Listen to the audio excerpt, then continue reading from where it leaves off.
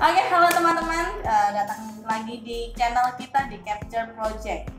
Kita datang ke Psikologi Corner seperti biasanya yang kita selalu bahas tentang keresahan-keresahan yang ada di pikiran kita. Nah, hari ini seperti biasanya saya dengan Pak Didi Mas Viviono, seorang psikolog.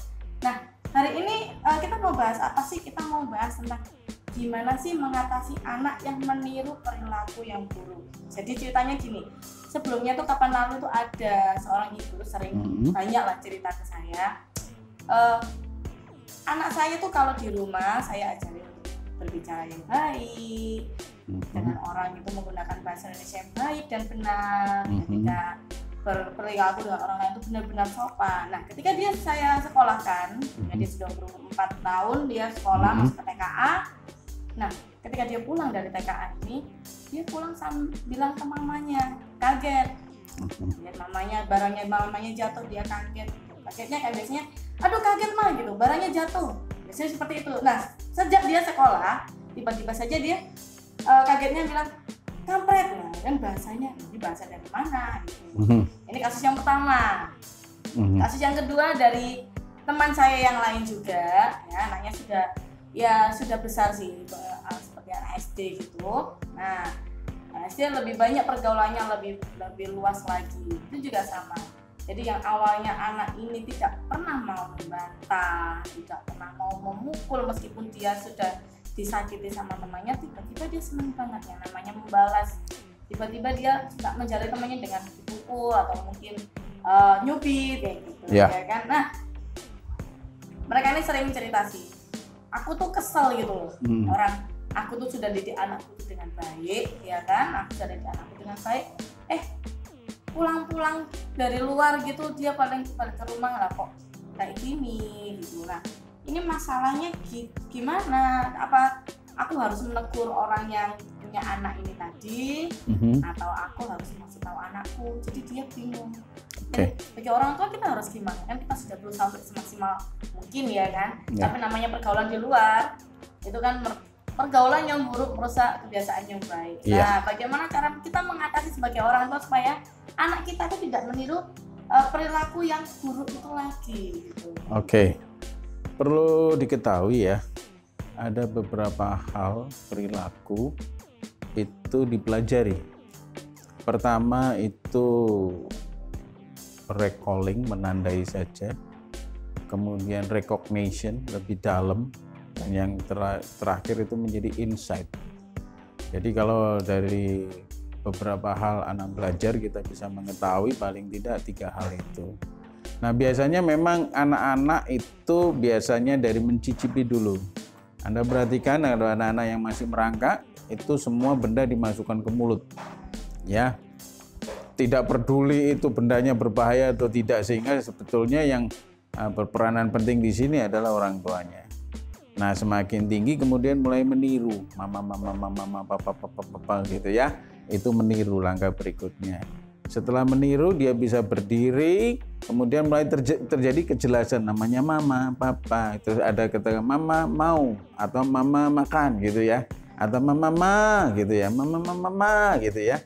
Ada tekanan-tekanan yang mereka pelajari.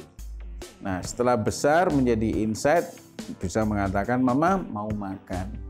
Nah, perilaku juga begitu sebetulnya. Di rumah anak itu sudah dibetulkan ya, diajari dengan benar, tetapi belum sampai kepada insight tapinya. Banyak orang tidak memahami itu. Nah, dilepas di tempat umum bergaul begitu, tiba-tiba pulang ada kata kampret ya, atau bahasa yang lain yang boleh dikatakan tidak pantas. Nah, apa akibatnya? Mamanya kan terkaget-kaget. Nah, dalam kekagetannya kadang-kadang yang terlontar itu kan menghentikannya langsung menarik anaknya, kamu bicara apa? Gitu. Ya kan begitu ya. Terkopo-kopo orang tua, duh kok begini sih? Jadi langkah awalnya sebetulnya untuk membuat anak menetap dalam perilakunya sesuai dengan kehendak orang tua itu sebetulnya dimulai dari rumah. Jadi ada beberapa hal yang memang harus diberitahu dengan tegas. Ada beberapa hal yang boleh diperbolehkan gitu ya, atau diexcusekan gitu ya, diizinkan untuk dilakukan. Tapi dalam tanda petik itu terbatas. Nah, pembelajaran ini seharusnya dimulai semenjak umur 2,5 sudah mulai dengan tegas dilakukan itu. Nah, biasanya orang tua lupa. Itu dianggap biasa saja sehingga pada saat umur 4 tahun sudah belum menjadi internal, nilai-nilai itu keburu menyerap dari luar. Dan perlu diketahui anak itu kan selalu senang bermain dengan anak-anak yang lain. Apalagi terhadap hal-hal yang baru, kan begitu. Jadi itu membuat anak-anak mudah meniru. Contoh yang paling mudah, anak makannya itu sayur apa yang sebetulnya dia suka gitu, kok enggak dikirimin gitu ya. Kemudian dia tanpa permisi, tanpa apa dia ngambil, kan ada yang begitu. Nah, itu yang perlu diingatkan. Jadi peranan sekolah juga harus memperhatikan dalam hal ini. Jadi kalau mau menghilangkan perilaku anak-anak yang meniru tidak benar, mulailah dari rumah. Umur 2 sudah dimulai start awal. 2,5 mulai ada ketegasan, ya, kejelasan. Ketiga mulai pembatasan. Kalau yang umur 2,5 itu masih boleh tidak dihambat, tetapi umur 3 sudah mulai dihambat. Dihadang perilakunya, ya, sehingga ada yang namanya smart chair gitu ya. Ya, kalau smart chair itu kalau di sekolah biasanya ada tempat tersendiri kan, didudukkan di tempat sendiri, dia harus diajar sendiri, itu kan smart chair. Nah, biasanya anak-anak kalau ditempatkan seperti itu mengerti. Nah, anak-anak sebetulnya umur 3 sudah mulai bisa seperti itu. Jadi di rumah juga didudukkan, jangan dianggap lalu begitu saja, supaya ada internal nilai, ini keluarga saya tidak menginginkan hal ini.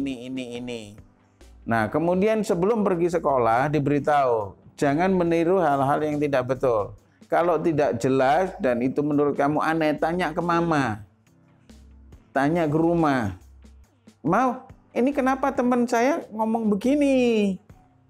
Kampret. Bodoh, begitu, jangan begitu ya. Dia teriak-teriak, Ma. Aku nggak suka, kan begitu. Nah, mamanya harus menguatkan bahwa ada nilai yang sudah tumbuh ternyata pada dirinya dalam menghadapi lingkungan. Nah, dalam hal ini kemudian dikomunikasikan dengan sekolah. Bu, Mem atau Miss, tolong diperhatikan, ini ada anak yang di kelas mulai mengganggu keberpahaman anak saya terhadap nilai yang boleh dan tidak boleh. Tolong ini diberitahu anaknya begitu. Tapi saya akan mendidik anak saya dulu.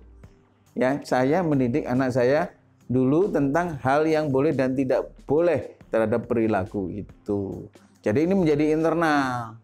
Sehingga kalau berulang ya harus smart chair lagi, masuk di smart chair lagi, dibetulkan begitu. Ya, kamu kok lakukan ini? Kita bertimbang alasanmu apa? Padahal itu kan tidak baik. Ya, itu yang jelas. Nah, kalau misalnya kan dari 2 tahun memang sudah harus start dikasih tahu itu kan. Ya, betul. Sudah ada rambu-rambu yang harus disiapkan. Nah, kalau seandainya kita sebagai orang tua kelewatan, kan merasa kayak masih kecil ya, terserah dia nanti aja agak gedean saya kasih tahu. Betul. Nah, akhirnya yang jatuhnya di anak SD, sudah SD ini tadi kan sudah besar. Ya. Kan lebih susah lagi untuk membentuk anaknya, insight-nya itu tadi lagi. Kita mensiasati dia yang sudah terlanjur ini gimana ya, sudah terlambat ini. Jadi begini, untuk anak-anak SD kelas 1 sampai kelas 3 itu adalah batas terakhir di kelas 3. Karena kelas 3 kalau ikut benar orang tua ikut standar dari Dikbud, dinas ataupun dari secara psikologis, anak umur 7 tahun baru kelas 1 SD. Yeah. Tapi ternyata kelas 6 umur 6 sudah masuk. Berarti ada yang namanya akselerasi. Ini yang harus dijaga betul. Kalau orang tua mau melakukan itu ya harusnya menjaga. Jangan hanya merasa bangga saja, anak saya umur 6 tahun ternyata udah bisa. Enggak boleh. Jadi harus anaknya tetap dijaga. Jadi pada saat umur 10 sudah jelas yang namanya kemampuan memilih kognisi. Betul-betul itu. Jadi umur 7 sampai 10 itu adalah betul-betul tracing jejak untuk benar dan salah. Boleh dan tidak boleh. Sehingga mereka harus menerima konsekuensi-konsekuensinya. Dengan catatan konsekuensinya bukan kekerasan fisik. Ya. kita berupa peringatan-peringatan, komunikasi verbal yang menegaskan, bukan kekerasan ya. Tegas bukan berarti kekerasan. Kekerasan itu sudah apa? Ya betul ya, kekerasan verbal itu menyiksa perasaan orang. Ya, mengata-ngatain dengan keras, membuli. Kalau kemarin kita bicara masalah itu, nanti bukan membuli tapi menegaskan bahwa ini tidak boleh. Jadi mereka harus menerima konsekuensinya. Dan itu harus continue. Jangan sampai begini, melarang satu hal, tapi besoknya anaknya mau ngelarang lagi, Anda tidak melarang. Itu namanya tidak konsisten. Itu yang membuat anak semakin, oh mama nggak apa-apa kok meniru aku yang begini salah, akan saya ulang lagi. Jadi tetap konsistensi diperhatikan ya.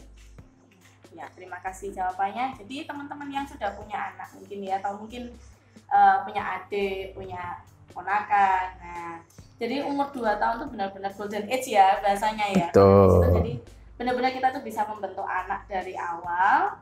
Setelah itu dan itu harus continue dan harus konsisten ya kan. Kalau nggak konsisten akhirnya ya kayak gitu tadi, anaknya nyerap sana nyerap sini nyerap sana, akhirnya nggak beres tadi kayak gitu ya. Jadi benar-benar harus diperhatikan. Loh, aku sudah terlambat, anakku sudah terlanjur besar. Kita tetap kasih ketegasan secara konsisten. Nah, sekian dari hari ini di Psikologi Corner. Mungkin teman-teman ada yang mau tanya-tanya, boleh banget, jangan lupa like sama komen di bawah. Jadi kalau misalnya kita setiap hari Selasa akan ada update, kalian jangan lupa subscribe, oke? Thank you buat yang nonton and bye-bye.